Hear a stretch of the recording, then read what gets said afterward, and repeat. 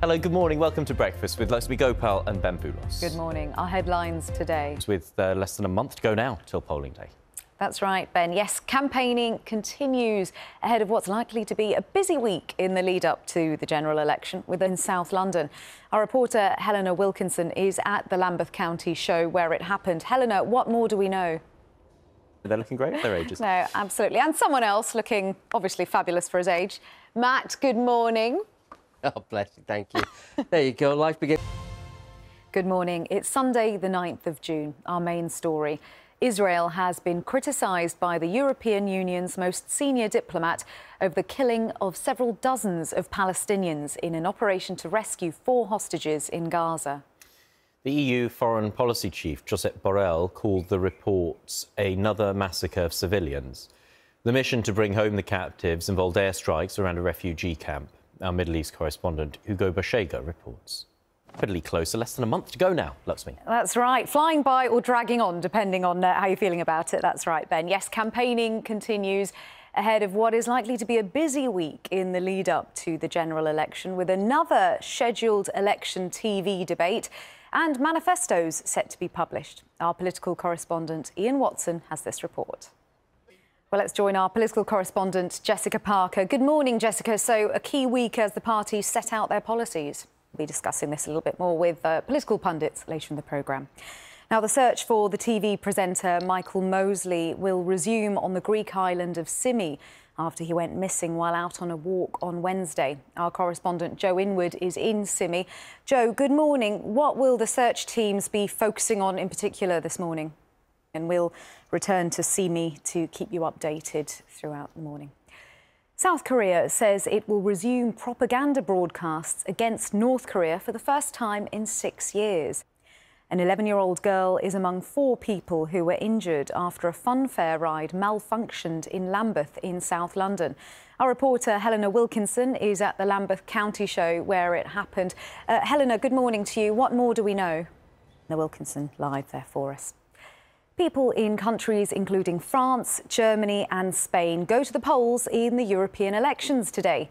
It's the final and main day of voting for the EU's 27 members, with the first results expected tonight. Well, Damien McGuinness is in Berlin for us. Damien, now, there has been talk, hasn't there, of this perhaps signalling, the results signalling a shift to the far right. In for us. McGuinness, sorry. Now, there have been some really poignant, really touching moments in the coverage of the D-Day 80th anniversary over the past week, especially here on Breakfast. But here's one that may have escaped your attention. A World War II veteran has married his bride on the 80th anniversary of D-Day near the beaches of Normandy in France. Harold. I absolutely love them. That's so brilliant. Joie de vivre. However many times we watch that, still puts a smile on our faces. How do we follow that? Well, there's only one way. Matt is here with the weather. Oh, look at that. Stunning blue sky over St Paul's Cathedral, is it? It is indeed, if I stand out the way. Like June. Thanks so much, Matt. We'll speak to you later. Matt, thank you. Yeah, it's still a little bit springy feeling, isn't it? Still not summer. We'll be back with the headlines at 8, but now it's click on the way. And, of course, that means the battle to win people's votes intensifies, Luxmy. That's right, Ben. Yes, campaigning continues ahead of what's likely to be quite a busy week in the lead-up to the general election, with another scheduled election TV debate and manifestos set to be published. Our political correspondent Ian Watson has this report. Let's speak now to our political correspondent, Jessica Parker. Good morning, Jessica. So this week we're expecting more detail as the parties set out their policies. Joe Inwood is in Symi. Joe, the temperatures have been affecting the search, haven't they? At the Lambeth County show where it happened. Good morning, Helena. What more can you tell us? Let's get the weather now with Matt. And blue skies over one part of the coast. They'll be looking with envy at that in other parts of the country, though. They certainly will, Ben, yes. Blue... Thank you. Yes, shortchanged by the temperatures, but at least there's a bit of sunshine. Thank you. Yeah, even though the temperatures may not feel like it, we are not far off July. And, of course, that means there is less than a month to go until the general election. It's been another busy week in politics.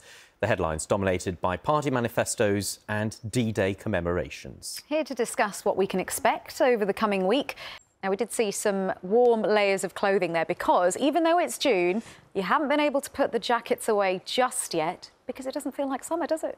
Yeah, when do those bird watchers get some slightly nicer temperatures for their hobby, Matt? Perfect tribute. That is all from us this morning. Breakfast will be back tomorrow from 6. Have a lovely rest of your day from both of us here. Goodbye. Bye-bye. I was like...